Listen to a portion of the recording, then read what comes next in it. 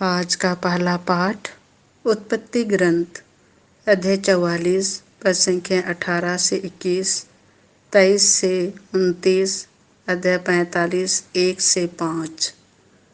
तुम्हारे प्राण बचाने के लिए ईश्वर ने मुझे मिस्र भेजा। यूदा ने यूसुफ के पास जाकर कहा, महोदय, मुझे आज्ञा दे, मैं आपसे एक निवेदन करना चाहता हूँ।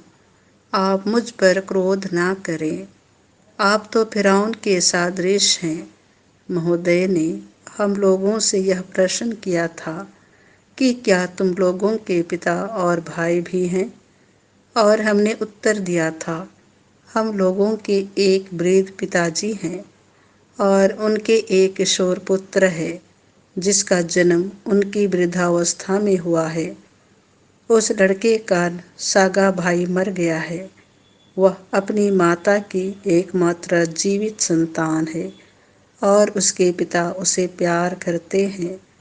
आपने हमसे कहा था, उसे मेरे पास ले आओ, मैं उसे देखना चाहता हूँ। यदि तुम्हारा कनिष्ठ भाई तुम्हारे साथ नहीं आएगा तो तुम्हें मुझसे फिर मिलने की अनुमति नहीं मिलेगी। इसीलिए हमने आपके दास अपने पिता के पास जाकर उन्हें ये बात बताई। जब हमारे पिता ने हमसे कहा, फिर अनाज खरीदने जाओ, तो हमने उत्तर दिया, हम नहीं जा सकते जब तक हमारा कनिष्ठ भाई हमारे साथ नहीं हो, तब तक हम नहीं जाएंगे। क्योंकि यदि हमारा कनिष्ठ भाई हमारे साथ नहीं होगा तो हमें उस मनुष्य से मिलने की अनुमति नहीं मिलेगी। इस पर आपके दास हमारे पिता ने हमसे कहा, तुम जानते ही हो कि अपनी पत्नी से मुझे 2 ही पुत्र हुए हैं। एक मुझे छोड़कर चला गया और मेरा अनुमान है कि किसी जानवर ने उसे टुकड़े टुकड़े कर दिया है, क्योंकि आज तक मैंने उसे फिर कभी नहीं देखा।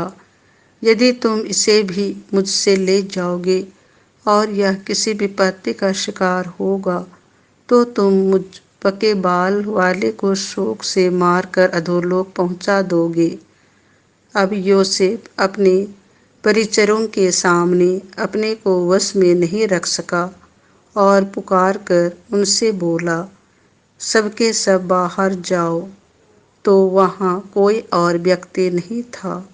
जब यूसुफ ने अपने भाइयों को अपना परिचय दिया, किंतु वह इतने जोर से रोने लगा कि मिस्रियों ने उसका रोना सुन लिया और फिरौन के महल में भी इसकी खबर पहुंच गई। यूसुफ ने अपने भाइयों से कहा, मैं यूसुफ हूँ, क्या मेरे पिताजी अब तक जीवित हैं? उसके भाई यूसुफ को देखकर इतना घबरा गए कि वे उत्तर में एक शब्द भी नहीं बोल सके।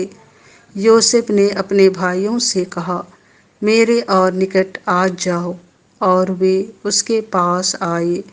उसने कहा, मैं तुम्हारा भाई यूसुफ हूँ, जिसे तुमने मिस्र में बेच दिया। अब तुम इसीलिए ना तो शोक करो और न अपने को धिक्कारो कि तुमने मुझे यहाँ बेच दिया, क्योंकि ईश्वर ने तुम्हारे प्राण बचाने के लिए मुझे तुमसे पहले यहाँ भेजा। यह प्रभु की वाणी है। संत मत्ती के अनुसार पवित्र सुसमाचार अध्याय 10 पद संख्याएं 7 से 15। तुम्हें मुफ्त में मिला है, मुफ्त में दे दो।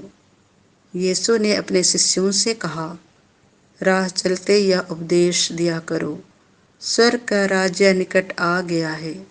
रोगियों को चंगा करो, मुर्दों को जिलाओ, कोढ़ियों को शुद्ध करो, नरकदूतों को निकालो। तुम्हें मुफ्त में दिया मिला है, मुफ्त में दे दो।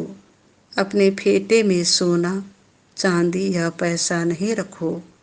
रास्ते के लिए ना झोली, ना 2 कुर्ते, ना जूते, ना लाठी ले जाओ, क्योंकि मजदूर को भोजन का अधिकार है। किसी नगर या गांव में पहुंचने पर एक सम्मानित व्यक्ति का पता लगा लो और नगर से विदा होने तक उसी के यहाँ ठहरो। उस घर में प्रवेश करते समय उसे शांति की आशीष दो। यदि वह घर योग्य होगा तो तुम्हारी शांति उस पर उतरेगी। यदि वह घर योग्य नहीं होगा तो तुम्हारी शांति तुम्हारे पास लौट आएगी।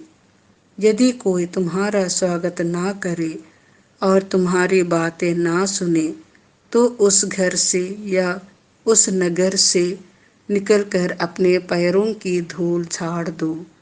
मैं तुमसे कह देता हूँ, न्याय के दिन उस नगर की दशा की अपेक्षा सोदोम और गोमरा की दशा कहीं अधिक सहनीय होगी।